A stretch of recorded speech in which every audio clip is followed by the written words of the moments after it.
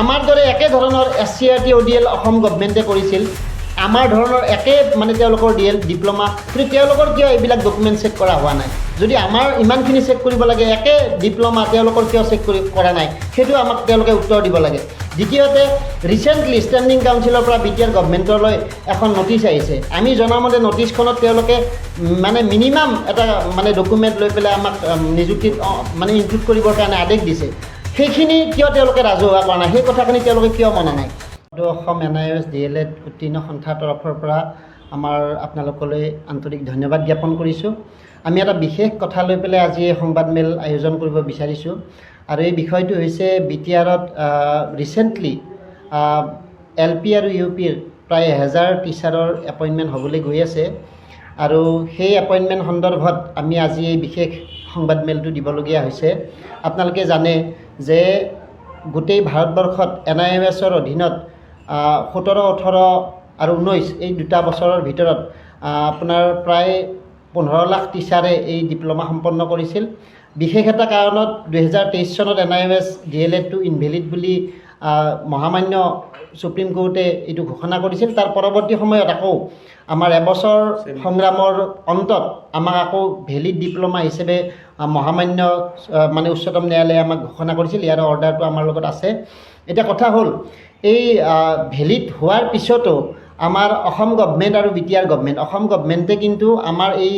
NIOSৰ invalid হোৱাৰ সময়ৰ পৰা আজিলৈকে দুটা এডভাৰ্টাইজ তেওঁলোকে ষ্টে কৰি ৰখাই থৈ দিছে তেওঁলোকে এপইণ্টমেণ্ট দিয়া নাই NIOSৰ মেটাৰটো ছল্ভ নোহোৱাৰ কাৰণে কিন্তু BTR গভৰ্ণমেণ্টে ইয়াৰ আগতো আমাৰ ষ্টে অৰ্ডাৰ আছিলে হাইকোৰ্টৰ পৰা তেওঁলোকে সেই ষ্টে অৰ্ডাৰ অৱমাননা কৰি পেলাই আগৰ ৰিকুইটমেণ্টত আমাক ৰিজেক্ট কৰি পেলাই তেওঁলোকে মানে এপইণ্টমেণ্ট দিছিলে আৰু এইবাৰো তেওঁলোকে বিভিন্ন বাহানা দেখুৱাই পেলাই আমাৰ NIOS প্ৰাৰ্থীসকলক মানে আমাৰ ইয়াৰ পৰা মানে এপইণ্টমেণ্টৰ পৰা বঞ্চিত কৰিবৰ কাৰণে চেষ্টা কৰি আছে আমি আপোনালোকৰ জৰিয়তে জনাব বিচাৰিছোঁ যে আমাৰ BTRত NIOS DLED থকা টেট কোৱালিফাইড টিচাৰ সৰ্বমুঠ 3000 আছে আমাৰ সন্থাৰ মানে পঞ্জীয়নভুক্ত আৰু ইয়াৰে এইবাৰ যিটো ৰিকুইটমেণ্ট তাত এপ্লাই কৰিছে 2133 জনে আৰু আমি গম পাইছোঁ যে এই গোটেই টিচাৰখিনিক আমি যেতিয়া তেওঁলোকে এপইণ্টমেণ্ট মানে হেৰি কৰিছিলে এডভাৰ্টাইজমেণ্ট দিছিলে মানে ইউডাইজটো কি ধৰণে চেক কৰা হ'ব তাৰ কোনো স্পষ্ট নিৰ্দেশনা দিয়া নাছিলে কিন্তু আমি যোৱাকালি গম পাইছোঁ যে তেওঁলোকে 2017 চনৰ যিটো মানে এটা PDF লৈছে MIOSৰ পৰা সেই PDFটোত ইতিমধ্যে বেছিভাগ প্ৰাইভেট স্কুলৰ অকল প্ৰধান শিক্ষকবিলাকৰ নাম আছে বেছিভাগৰে নাম নাই তেনেকুৱা এটা PDF চেক কৰি পেলাই তেওঁলোকে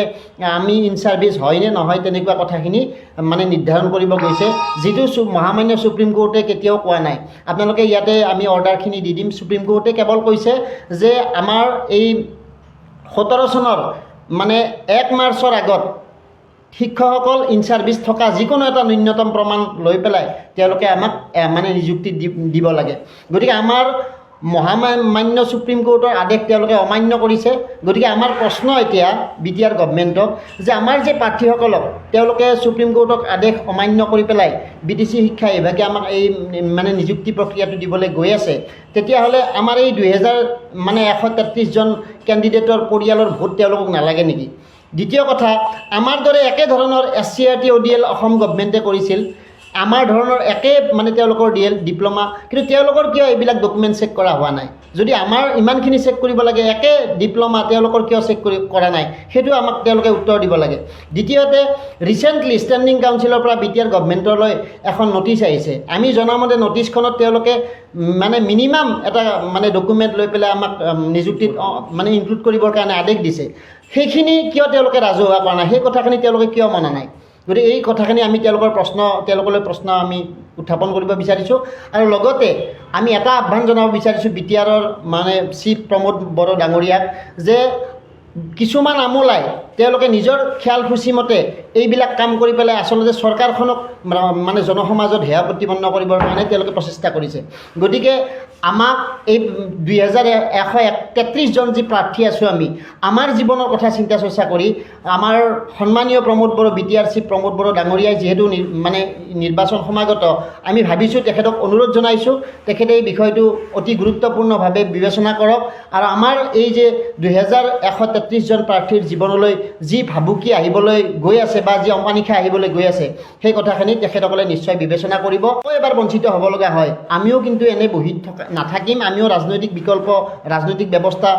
ৰাজনৈতিক সিদ্ধান্ত আমি গ্ৰহণ কৰিব লাগিব আৰু লগতে আমি মহামান্য যেহেতু সুপ্ৰিম কোৰ্টৰ পৰা আমি আদেশ পাই থৈছোঁ, লগতে আৰু স্পেচিয়েল আদেশ আছে এটা 56জন কেণ্ডিডেটক ডাইৰেক্ট এপইণ্টমেণ্ট দিব দিছে। সেই 56জন কেণ্ডিডেটক যদি ডাইৰেক্ট এপইণ্টমেণ্ট দিব সুপ্ৰিম কোৰ্টে দিয়ে এইবিলাক ডকুমেণ্ট কোনো ধৰণৰ মেণ্ডেটৰী হ'ব নালাগে হিচাপ মানে মতে, গতিকে সেই কথাখিনিও তেওঁলোকে সুপ্ৰিম কোৰ্টৰ অৰ্ডাৰ পেলাই থৈ দিছে। গতিকে সেইকাৰণে আমি আপোনালোকৰ জৰিয়তে আমি চৰকাৰলৈ এইটোৱে আহ্বান জনাইছোঁ তেওঁলোকে আমাৰ প্ৰাৰ্থীসকলৰ কথা চিন্তা কৰক আৰু অনতিপলমে এই ক্ষেত্ৰত এটা বিশেষ ব্যৱস্থা গ্ৰহণ কৰি আমাৰ নিযুক্তি প্ৰক্ৰিয়া সমাপন কৰক, সেইটোৱে আমি আহ্বান থাকিম।